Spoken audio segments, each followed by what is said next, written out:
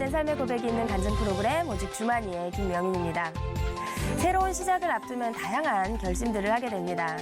신앙인들은 하나님 앞에 나와 자신들의 기도 제목을 두고 결단의 약속을 하기도 하는데요. 혹시 지금 이 방송을 보시는 분 중에도 어떤 시작을 앞두고 계시다면 신앙 안에서 결단하신 것을 같은 마음으로 기도해드리고 싶습니다. 주님 안에서 목표한 것을 위해 최선을 다해 노력하시길 바라고요. 같이 기도한다면 분명 하나님께서도 기쁘게 도와주실 것을 믿습니다.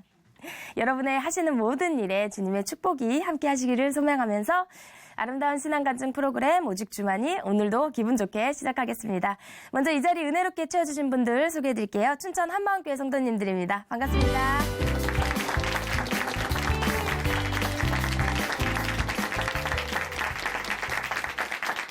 네, 오늘 오직 주만이에서 소개해드릴 첫 번째 출연자는요. 어려운 가정에서 학창 시절을 힘들게 보내다 보니까요. 이렇게 자연스럽게 돈에 대한 욕심이 생기고 모든 관심이 부자가 되는 것이라고 했대요.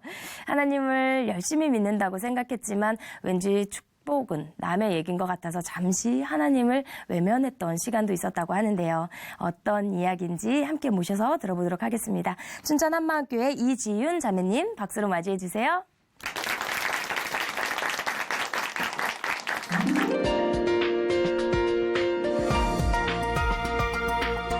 안녕하세요. 춘천 한마음교회 이지윤입니다. 저는 어릴 적부터 넉넉하지 않은 가정 형편 때문에 오로지 돈만 많이 벌면 장땡이야 라고 외치며 자랐는데요. 그랬던 제가 부활하신 예수님을 주인으로 만나 돈에서 해방되어 자유해지고 어린 영혼을 품는 사명자의 삶으로 바꿔주신 이야기를 나누고자 합니다. 제가 어릴 때 부모님은 이불 공장을 하셨는데 운영이 잘 되지 않아 공장 문을 닫았어요. 또 하시는 사업마다 잘 되지 않아 맞벌이를 하시게 됐어요. 그래도 우리 집 형편은 나아지지 않았어요. 나중엔 아파트 알뜰 시장 장사와 생선 가게를 여셨는데 그것마저도 장사가 되지 않아 우리 가정은 늘 어려웠어요. 어릴 때는 원하는 것들이 다 값어치가 덜 나간 것들이다 보니 돈이 많지 않아도 크게 불편한 걸 모르고 자랐어요. 그런데 사춘기가 시작되면서부터 또래 친구들이 가지고 오는 MP3나 최신 휴대폰 같은 비싼 물건들이 제 눈에 들어왔어요. 어느 날 같은 반 친구가 명품 브랜드의 헤어밴드를 하고 왔어요. 친구의 헤어밴드가 제 마음에 딱 꽂혔어요. 너무 가지고 싶어 그 헤어밴드 가격을 알아봤는데 일반 헤어밴드보다 10배 이상 비싼 거예요. 제 용돈으로 구입하기엔 터무니없이 높은 가격이었어요. 그러다 보니 더욱 탐이 나고 꼭 가지고 싶다는 간절한 마음이 생겼어요. 그때부터 제 머릿속에는 온통 돈이란 단어가 박혀버렸어요. 아, 이 세상에선 돈만 많으면 장땡이구나. 돈이 최고야. 그래, 커서 뭐라든 돈만 많이 벌면 돼 라고 생각했죠. 돈만 많으면 내가 하고 싶은 모든 걸 다 할 수 있으니 꼭 부자가 되겠다고 결심했어요. 남들이 대학 할 때 저는 돈 했어요. 남들 다 가는 대학은 제 인생에서 크게 중요하지 않았어요. 대학 갈 돈도 아까웠어요. 저는 오히려 많은 돈을 빨리 벌어 부자가 되는 게 더 중요했어요. 그래야 내가 가지고 싶은 것, 먹고 싶은 것, 해보고 싶은 것 모두 할 수 있으니까요.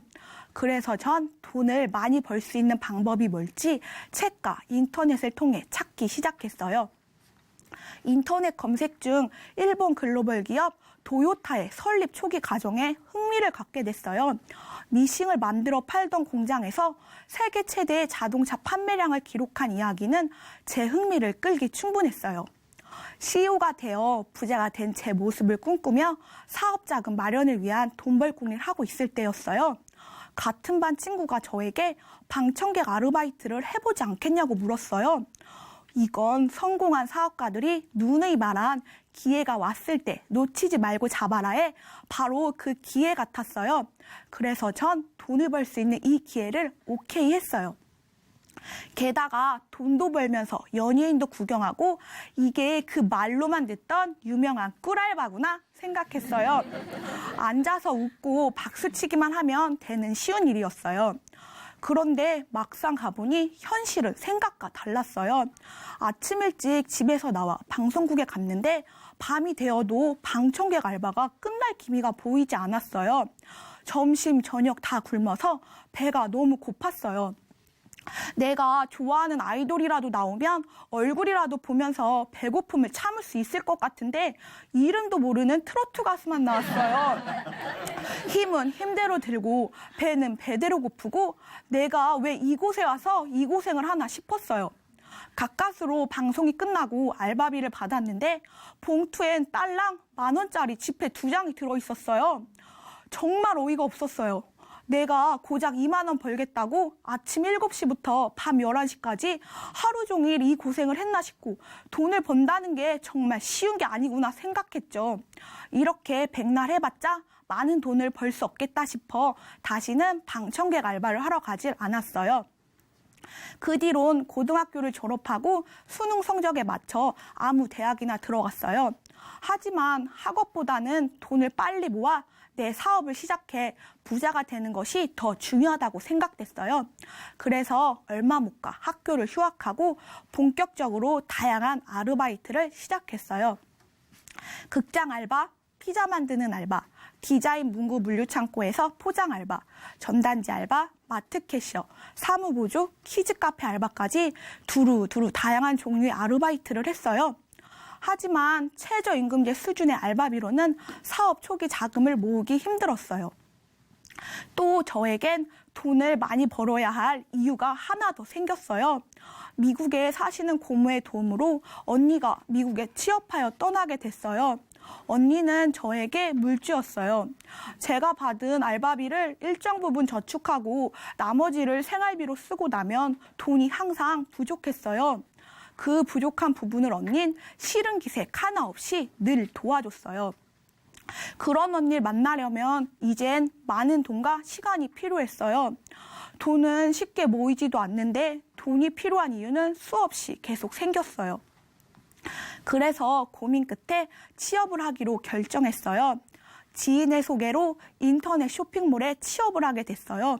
이때부턴 엄청 절약하면서 생활했어요. 친구들 만나는 것도 나가지 않고 모든 연락을 끊고 오로지 돈 모으는 데에만 열중하며 생활했어요. 그렇게 노력한 끝에 내 통장에는 생각한 목표 액수에 가까워졌어요. 통장에 찍혀있는 숫자만 봐도 뿌듯한 것이 안 먹어도 배부르단 말이 이해가 됐어요.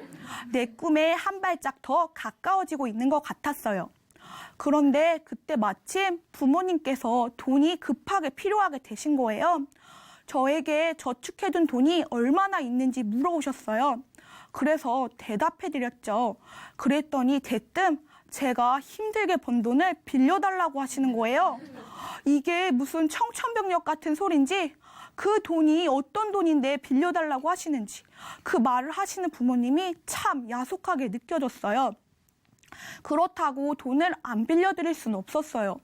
돈 빌려드리는 것이 죽기보다 싫었지만 울며 겨자 먹는다는 심정으로 아빠의 통장에 돈을 이체해드렸어요. 그러고 나니 온통 공허함과 허무한 생각이 계속 들었어요. 돈을 마음껏 써보지도 못하고 이렇게 쉽게 사라질 거 내가 왜 그렇게 힘들게 돈을 벌어 모았나 싶었어요. 내 꿈에 한 발짝 다가서려는 그때 왜 하필 부모님은 돈이 필요하게 됐을까? 어째서 우리 집은 돈이 없을까? 그런 생각이 드니 온갖 짜증과 서러운 감정이 복받쳐 올라와 저를 힘들게 했어요. 그때부터 제 마음에는 하나님에 대한 원망이 싹트기 시작했어요. 우리 가정은 예수님도 잘 믿고 주일날 교회도 잘 나가고 11조도 빼먹지 않았고 교회 봉사도 열심히 했는데 왜 예수 믿는 우리 가정은 경제적으로 너무나 힘들게 살고 오히려 예수 믿지 않고 자기 멋대로 사는 다른 가정들은 돈도 많이 벌고 잘 먹고 잘 사는 것인지 전혀 이해가 되지 않았어요. 그동안 내가 보이지 않는 하나님을 믿고 지낸 세월과 시간, 물질들이 너무 아깝고 억울하다는 생각이 들었어요. 그래서 전 그때부터 주일에 교회를 나가지 않았고 제 마음속에서 하나님을 지워버리기로 했어요. 내가 어릴 때부터 해왔던 신앙생활, 교회를 위해 했던 내 수고와 모든 일들이 아무런 보상을 받지 못한 채 끝나는 것 같아 비참한 마음이 들었어요. 돈을 많이 벌어 부자가 되겠다던 제 꿈도 막상 현실에선 실현될 기미가 보이지 않게 되자 상실감과 좌절감에 빠져 하루하루 괴로운 나날을 보냈어요. 저는 그때부터 돈에 대한 생각과 염려로 온통 사로잡혀 버렸어요.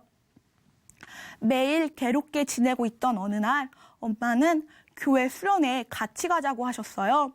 저는 바람이나 쐬고 오자는 생각으로 함께 갔어요. 예배가 시작되고 목사님께서 말씀을 시작하셨어요. 우리가 인간 예수를 창조주 하나님으로 믿을 수 있는 확실한 증거는 성경에 예언된 예수님의 부활이다 라고 말하셨어요. 이 말씀을 듣는데 인간 예수란 말이 새롭게 들려왔어요. 인간 예수라고? 나와 같은 인간이셨다고? 저는 모태신앙이라서 어릴 때부터 예수는 하나님이라고 듣고 자랐기 때문에 의심 없이 예수님을 하나님으로 믿었어요. 그런데 그날은 달랐어요. 예전 패션 오브 크라이스트 영화에서 본 예수님의 처형 장면이 떠올랐어요. 십자가에 달리신 분이 나와 같이 고통도 느끼고 아픔과 슬픔, 모든 감정을 느끼실 수 있는 사람이셨다는 사실 앞에 내 모든 장기와 세포가 반응했어요. 인간이라는 말 앞엔 말로 표현할 수 없는 마음의 찔림이 왔어요.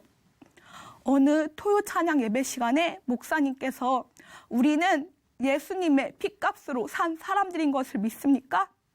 전능자가 부활하셔서 내 마음의 주인으로 계신 것을 믿습니까? 물으셨는데 전 바로 아멘하고 대답했어요. 뒤이어서 그럼 우리의 물질도 주님의 것인 것을 믿습니까? 물으시는데 순간 그 질문에 대해서는 아멘이라고 대답하기 꺼려졌어요.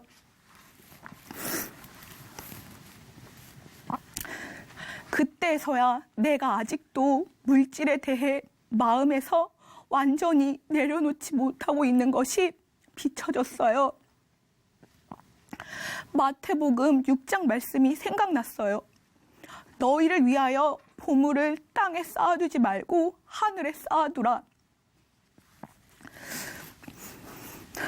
땅은 좀과 동록이 해야지만 하늘은 좀과 동록이 해야지 못하고 도적질도 못하느니라. 네 보물 있는 그곳에는 네 마음도 있느니라. 한 사람이 두 주인을 섬기지 못할 것이니 너희가 하나님과 재물을 겸하여 섬기지 못하느니라.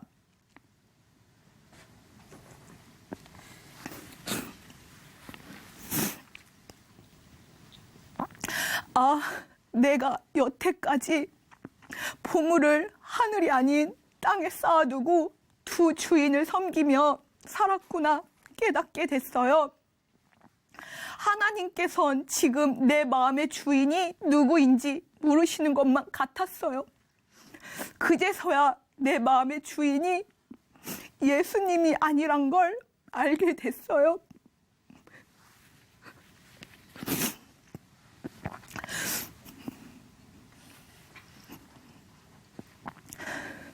다 예수님 것이라고 말했지만 단 하나 물질만은 내 것이라고 했던 중심이 전부 다 내 거라고 하는 악한 중심이었어요. 그 중심이 사도행전 2장의 사람들처럼 예수님을 채찍질하고 십자가에 못 박은 중심과 같다는 것을 하나님께서 가르쳐 주시는데 몸을 움직일 수가 없었어요.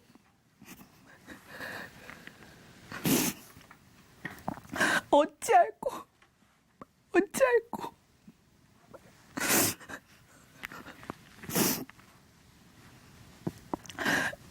나를 살리시기 위해 독생자 예수님을 보내주신 하나님 마음을 부활을 통해 보게 되니 내가 얼마나 악랄한 자였는지 알게 됐어요.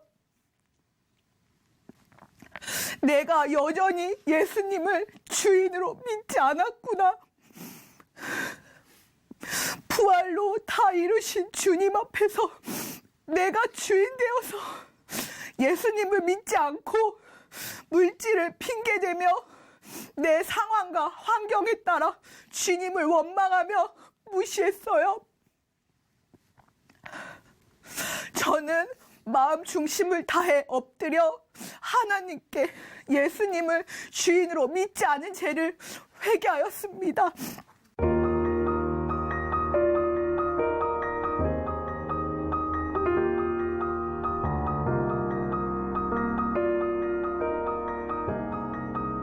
부활하신 예수님이 하나님이란 사실과 나의 주인이란 이 기쁜 소식을 친구들에게 전하게 되었어요.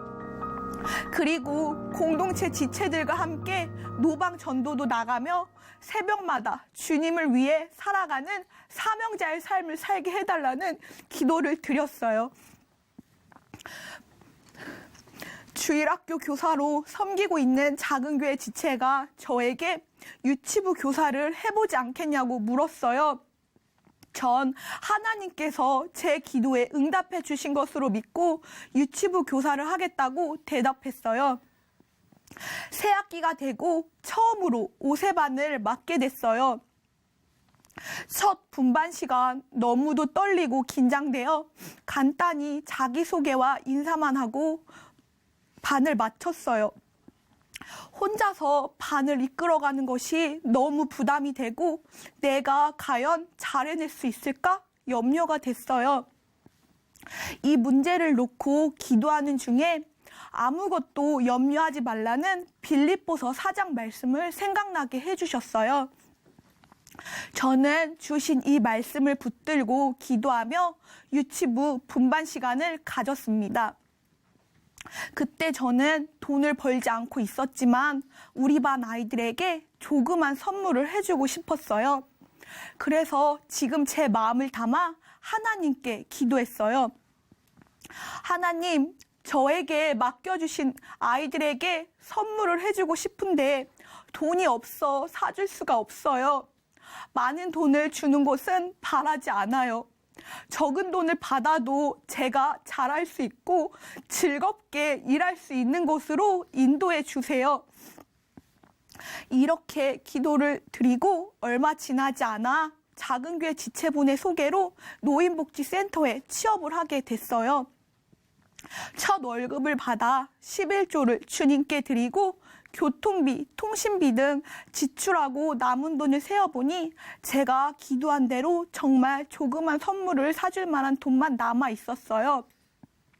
그래도 전혀 실망되지 않고 그 돈이라도 있다는 게 참 기쁘고 감사했어요. 아이들에게 사줄 선물을 고르고 물건값을 치를 수 있다는 것이 이렇게 기분 좋은 일이 될 수 있구나라고 처음 알게 됐어요. 하나님께서 우리를 얼마나 사랑하시는지 깨달아지니 내가 이 아이들을 세상에서 배운 사랑으로 사랑하는 것이 아닌 주님께 배운 사랑으로 사랑하며 섬기는 게 마땅하구나 고백이 됐어요. 유치부에선 형제를 위하여 죽는 것이 마땅합니다. 구호를 외치는데요. 어느 날 아이들을 위하여 기도하는 중에 하나님께서는 저에게 내가 죽기까지 이 어린 영혼들을 사랑으로 섬길 수 있냐고 물으시는 것 같았어요. 저는 그 질문에 내 주님, 형제를 위하여 죽는 것이 마땅합니다. 라고 고백했어요. 유치부 구호로만 외치던 마땅합니다. 이 구호가 저에게 실제가 된 순간이었어요. 부활로 확증된 주님의 사랑이 저의 온몸과 마음을 감쌌어요. 부활하셔서 내 마음의 주인 되어주신 예수님을 믿은 순간 나는 이미 모든 성경 말씀에 아멘하는 존재가 되었음이 확증됐어요. 목사님께선 악하고 음란한 이 시대에 부활의 증인들이 제자를 삼아 양육하고 작은 교회를 세워야 한다는 말씀을 자주 하셨어요. 전 그 말씀을 하나님께서 하시는 말씀으로 듣고 실행에 옮기고자 기도를 했어요. 하나님, 악하고 음란한 이 시대를 깨우는 일에 동참하겠습니다. 제자를 삼아 양육할 귀한 영혼들을 보내주세요. 이렇게 기도를 드리는데 유치부 우리 반 아이들 얼굴이 떠올랐어요. 지금 나에게 맡겨주신 이 아이들이 내가 제자 삼고 양육할 귀한 영혼들이구나 알게 됐어요. 하나님께서는 저에게 이 어린 영혼들을 끝까지 품고 기도하며 사랑으로 섬기라는 마음을 주셨어요. 어릴 적부터 부활복음을 듣고 예수님을 마음의 주인으로 믿은 우리 한마음 유치부 아이들이 자라나 악하고 음란한 이 시대를 깨울 하나님의 강한 군사, 세계적인 지도자가 될 것을 기대하고 소망합니다. 예전에는 부모님에게 돈을 빌려드린 것조차 아까워하고 돈 했던 제가 부활하신 예수님을 마음의 주인으로 믿고 오직 주님만을 위해 사는 사명자가 되었어요. 이제는 주님의 귀한 어린 영혼들을 사랑으로 섬기며 양육하는 사명자의 삶을 살겠습니다. 예수님 사랑합니다. 감사합니다.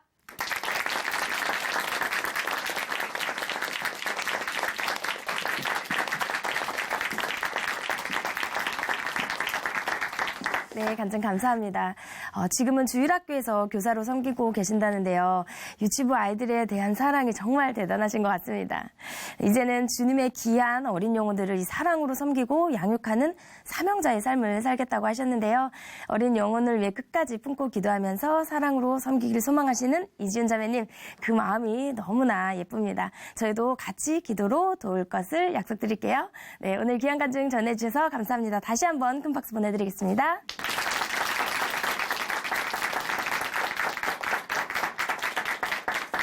아름다운 믿음의 고백으로 하나님의 은혜를 나누는 오직 주만이 오늘 두 번째 출연자 소개해드릴 텐데요. 한국 사람 하면 떠오르는 단어가 하나 있죠. 네, 바로 정이란 단어죠. 네, 이제 소개해드릴 이분은요, 그 정에 매여서 하루하루 염려 속에서 살다가요, 복음으로 자유함을 얻게 되셨다고 하는데요. 춘천 한마음교회 오선우 자매님 모셔서 그 이야기 들어보겠습니다. 박수로 맞이해주세요. 네.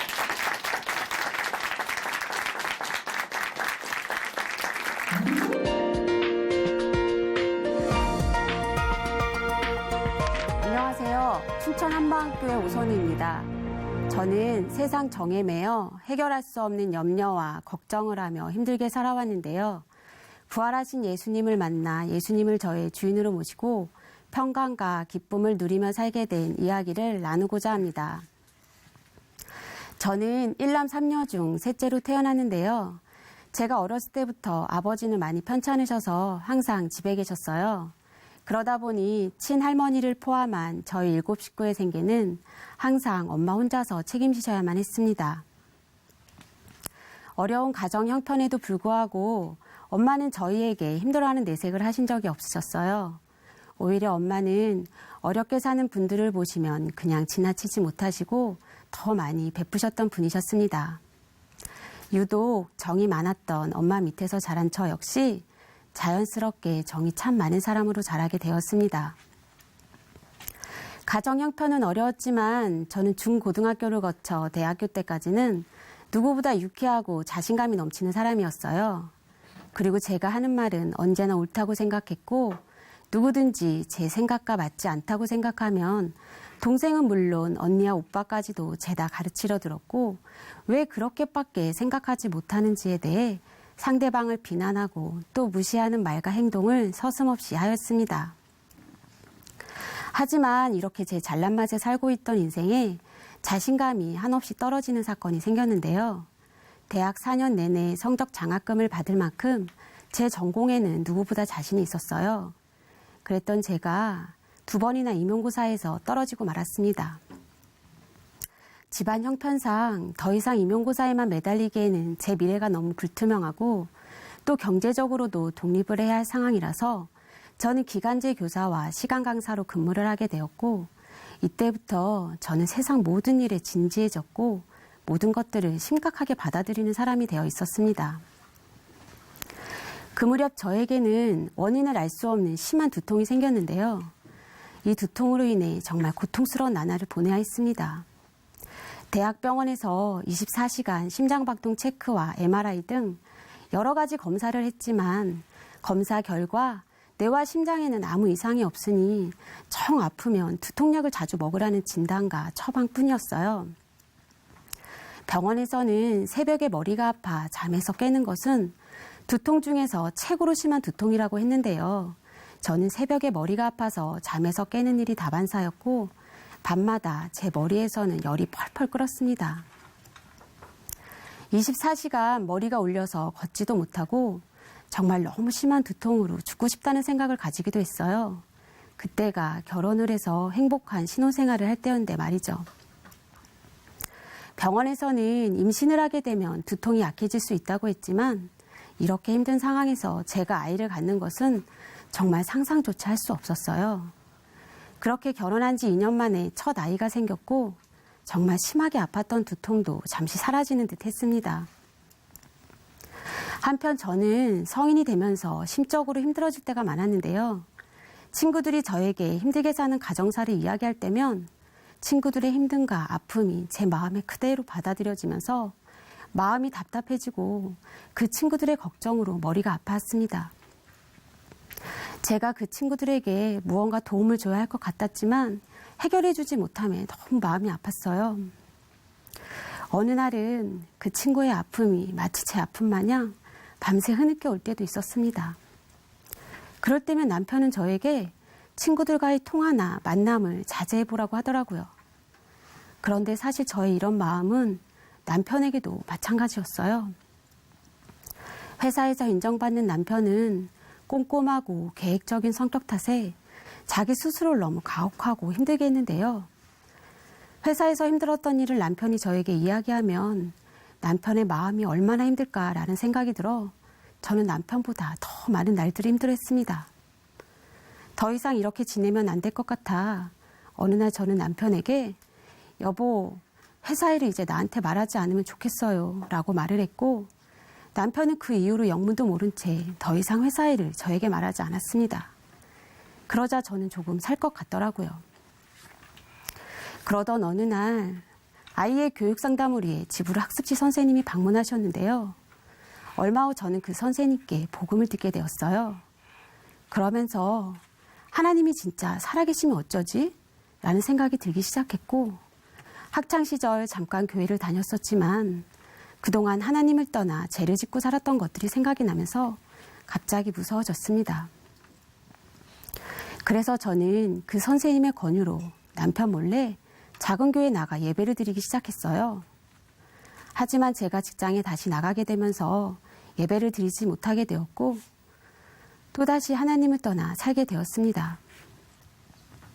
그러던 어느 날 친한 후배가 뇌출혈로 갑자기 죽었다는 연락을 받았어요. 후배의 갑작스러운 죽음으로 인해 저에게 죽음이 너무나 큰 공포로 다가왔어요. 그러면서 나는 죽으면 어떻게 될까? 그리고 그 죽은 동생은 어떻게 되었을까? 또 짧은 거리를 이동하면서도 내가 저 차에 치여 죽을 수도 있겠구나라는 생각들이 들면서 한 달이라는 시간을 고통 속에서 보냈습니다. 저는 죽음의 공포로 너무 힘들어 남편에게 제 상태를 말했지만 남편은 제 상태가 도저히 이해가 되지 않는다고 했어요. 남편은 패를 나눈 형제도 아니고 그냥 친한 후배가 죽었는데 왜 네가 그렇게 죽음을 무서워하고 두려워하냐면서 하루빨리 그런 생각을 떨쳐내 라고만 하더라고요.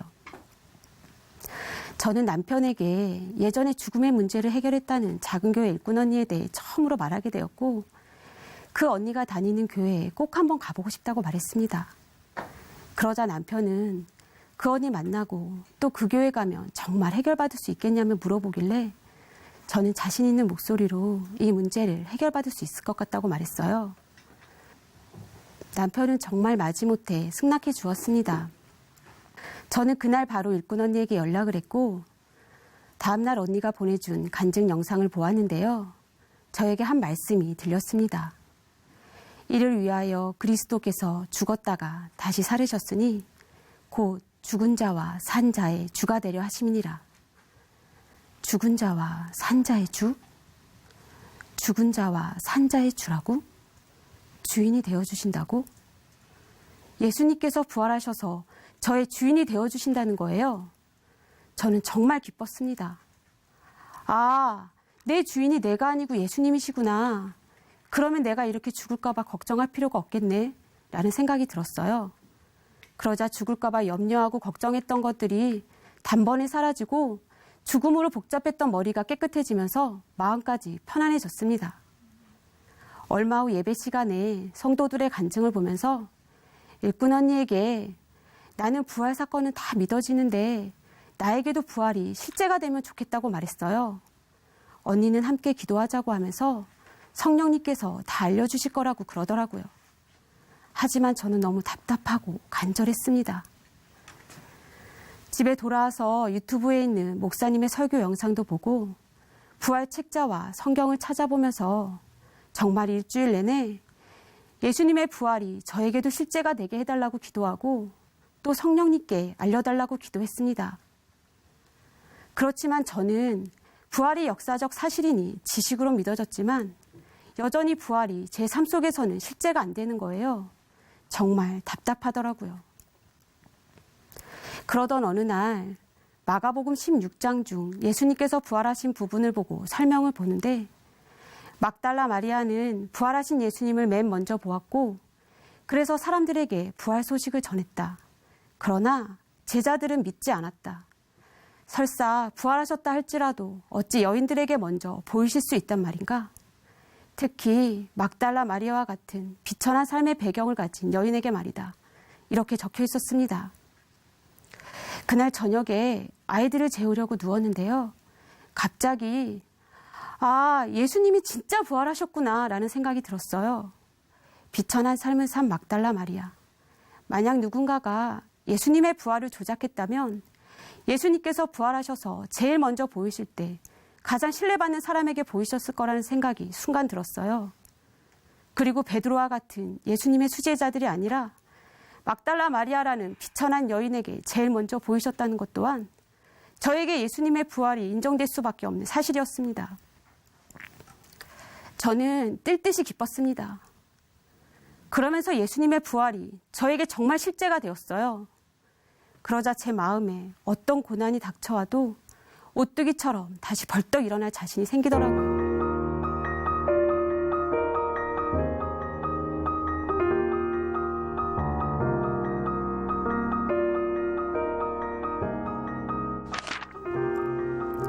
그리고 며칠 후 집 앞 식당 아주머니께 복음을 전했는데요. 아주머니께서는 자려고 하면 귀신이 계속 자기 주위를 뱅뱅 돌고 눈을 감지 못하게 한다고 했어요. 그 말을 듣는데 저는 너무 무서웠습니다. 그날 저녁 아주머니 생각이 나면서 기도를 하고 자려는데 낮에 들었던 그 무서움이 저에게 엄습해 왔습니다. 그러면서 갑자기 심장이 터질 것 같이 마구 뛰기 시작했고 숨도 제대로 쉴 수가 없었어요. 정말 누군가 제 가슴을 열어 미친 듯이 뛰는 심장을 꺼내 진정시켜 주었으면 좋겠다는 생각을 할 정도였습니다. 저는 하나님께 기도를 했습니다. 그런데 기도 중에 그동안 제가 예수님을 주인으로 믿지 않았다는 사실을 알게 되었어요. 두통을 동반한 심장의 이상 증상과 함께 저는 식사를 전혀 할 수 없었고 물조차 시원하게 마실 수가 없었어요. 잠도 일주일 동안 거의 자지 못했습니다. 그리고 주일날 유치부 예배를 드리는데요. 큰아이 담임 선생님과 교제를 하게 되었어요. 저는 선생님께 선생님, 제가 예수님을 믿지 않았어요 라고 얘기했고 선생님께서는 회개하고 복음을 믿으세요. 하나님께서 회개하고 복음을 믿으라고 하셨잖아요 라고 말씀하시는데 정말 충격이었습니다. 사실 저는 예수님을 주인으로 믿지 않았다는 것은 알게 되었지만 그 다음에는 어떻게 해야 될지 모르고 있었는데요. 단지 회개하고 복음을 믿으면 된다는 이 말씀이 정말 감사했습니다. 저는 목사님의 설교 말씀이 생각났는데요. 목사님께서는 예수님께서 죽으시고 부활하셔서 하나님으로 확증되는 순간 십자가의 피는 하나님의 아들의 피라고 말씀하셨어요. 십자가에서 죽으신 예수님이 바로 성자 하나님이셨습니다. 하나님이 나를 위해 죽으셨고 나를 위해 다시 사셨어요. 저의 주인이 되어주시기 위해 죽고 부활하셔서 죽음에 벌벌 떨고 있는 저에게 부활의 산 소망을 주셨습니다. 하나님, 죄송합니다. 저는 제 모든 것을 예수님께 맡기지 못했습니다. 제가 할 수 없는 건 예수님께 맡기고 제가 할 수 있는 건 예수님, 제가 한번 열심히 해볼게요. 제가 정말 잘해서 보여드릴게요. 라는 생각이 제 마음 중심에 있었습니다. 그리고 해결할 수 없는 문제들이 닥치면 염려와 걱정으로 혼자 자책하며 힘들게 살아왔는데요. 이 모든 것이 예수님을 주인으로 믿지 않고 제가 주인된 것이었어요. 예수님을 주인으로 믿는다는 건 제 모든 것이 온전히 주님의 것인데 저는 제가 의지를 다해서 열심히 살면 되는 줄 알았어요. 정말 몰랐습니다. 저를 너무나 사랑하시는 예수님께서 죽음과 정에 매여 힘들게 사는 저에게 다시는 그렇게 힘들게 살지 말아라 하시며 그 고통 속에서 죽으신 거였어요. 다시는, 정말 다시는 제가 주인 되어 살지 않겠습니다. 정말 죄송합니다. 회개하며 예수님을 나의 주, 나의 하나님으로 모셨습니다. 그러자 통해의 눈물이 멈춰지고 어느새 제 마음에 평강과 기쁨이 부어졌습니다. 저는 이 일을 통해 회개케 하신 하나님께 감사의 기도를 드렸어요. 저를 향하신 하나님 아버지의 마음에 저는 감사만이 나왔습니다. 그리스도 예수의 사람들은 육체와 함께 그 정과 욕심을 십자가에 못 박았느니라. 예수님께서는 십자가에서 죽으실 때 제 옛사람뿐만 아니라 세상에서 배운 정과 욕심까지 십자가에 함께 못 박은 것이었어요. 예수님의 부활이 실제이니 성경의 모든 말씀이 아멘이 되었습니다. 예수님께서 사망 권세와 마귀 권세를 깨뜨리시고 부활하셨으니 제 문제는 이미 해결된 문제였고 저는 예수님의 부활로 새 피조물이 되었습니다. 부활하신 예수님을 저의 주인으로 모시고 나니 저에게 나타난 심장 이상과 두통이 사라졌을 뿐만 아니라 저에게 그런 현상이 또다시 나타나더라도 저는 복음으로 현상과 상관없는 자가 되었어요. 이제는 밥도 잘 먹고 잠도 잘 자고 있습니다. 저는 이제 예수님 한 분만으로 충분합니다. 아멘. 그리고 저를 살려주신 예수님을 사람들에게 소개하며 담대히 복음을 증거하고 있습니다. 저는 제일 먼저 저희를 키우시면서 너무나 고생하신 친정 엄마에게 복음을 전했는데요. 엄마는 그동안 살면서 잘한 일이 없어 천국에 갈 수 없다고 하시는 거예요. 그래서 저는 엄마, 예수님을 엄마 마음에 진정한 주인으로 믿으시면 돼요 라고 말씀드렸습니다. 그리고 하나님께 저의 가족 구원을 위해서라면 제 생명까지도 아깝지 않다고 간절히 기도를 드렸습니다. 부활하신 예수님이 저의 주인이시니 가족 구원도 걱정하지 않고 가족들을 만날 때마다 계속 복음을 전하고 기도하고 있습니다. 그리고 제사를 앞두고 시아버님께 복음을 전했는데요. 아버님께서는 저희가 제사를 지내지 않는 기독교를 믿어서 무척 화가 나셨어요. 그렇지만 작은 교회의 중보기도와 저의 진심을 담은 편지와 만남을 통해 아버님께서는 너희들의 마음과 진심을 다 알겠다 하시며 저희 가족이 교회를 다니고 신앙생활하는 것을 인정해 주셨고 제사도 지내지 않게 해주셨습니다. 얼마 전 큰아이 유치원 행사에 참석하게 되었는데요. 같은 반 친구 엄마에게 복음을 전했어요. 그 엄마는 보이지 않는 하나님을 어떻게 믿냐고 물어보길래 저는 성경을 찾아주면서 모든 사람들이 믿을 만한 부활의 증거를 통해 하나님이 살아계시고 이분이 우리의 주인이세요 라고 말해주었습니다. 그리고 만날 때마다 계속 복음을 전하고 기도하고 있습니다. 또 예전에 하나님을 믿지 않는 남편에게 예수님 믿고 같이 천국 가자고 말하면 남편은 저에게 당신이나 믿으세요. 그리고 천국에서 또 같이 살아야 돼? 라고 말했었는데요. 이제는 남편도 복음을 듣고 천국을 소망하는 사람이 되었고 저의 최고의 동역자가 되었습니다. 하나님께서 가족 구원이라는 저의 기도를 신실하게 들어주심에 하염없이 감사의 눈물을 흘렸습니다. 저는 예수님의 부활을 통해 보이지 않는 영적 세계를 알게 되었고 보이는 현상에 속고 살았음을 알게 되었어요. 이제는 주인 되신 예수님께 모든 염려를 맡기고 예수님만을 바라보며 살고 있습니다. 예수님은 나의 주인이십니다. 예수님 정말 사랑합니다. 감사합니다.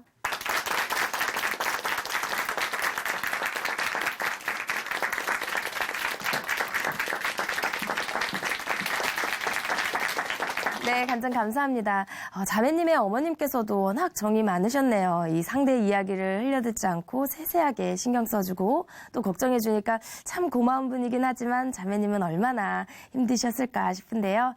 죽음의 공포도 느끼셨다고 했는데 다행히 좋은 일꾼을 만나서 주님의 이 복음을 듣고 이렇게 변화된 삶을 사신다니 얼마나 감사한 일인지 모르겠습니다.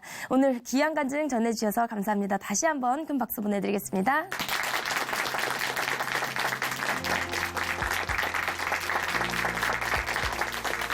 하나님으로 인해 변화된 삶의 고백이 있는 간증 프로그램 오직 주만이 오늘은 여기까지입니다.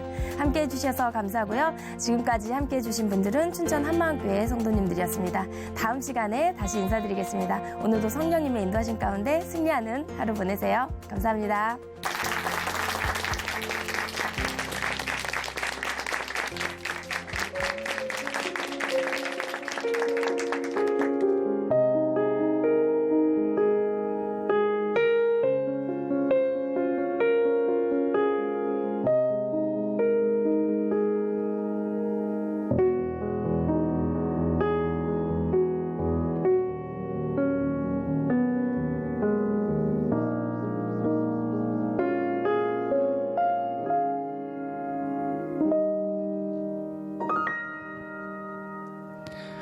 나의 삶 열정이지만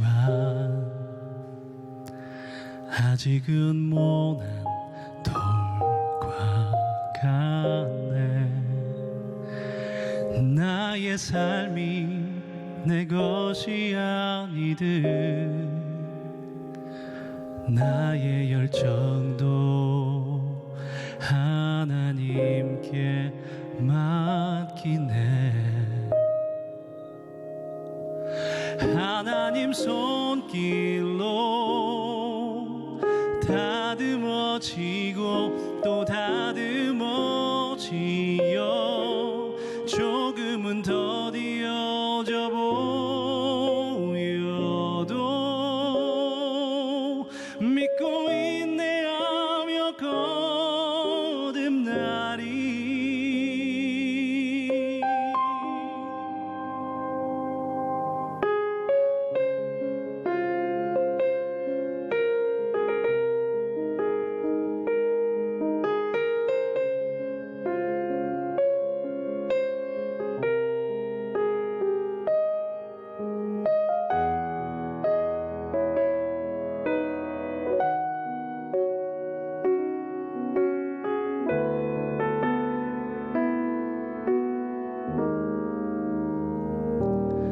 나의 삶 열정이지만 아직은 모난 돌과 같네. 나의 삶이 내 것이 아니듯 나의 열정도 하나님께 맡기네. 하나님 손길로 다듬어지고 또 다듬어지어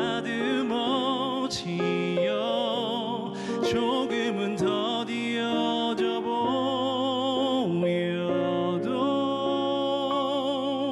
믿고 인내하며 거듭나리.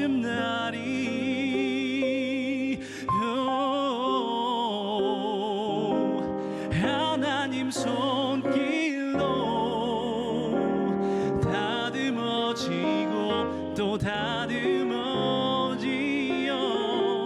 조금은 더 뒤어져 보여도 믿고 인내하며 거듭나리.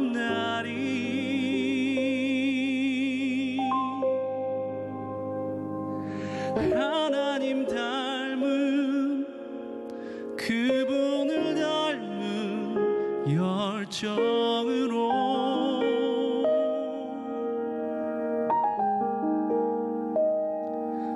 나의 삶이 내 것이 아니듯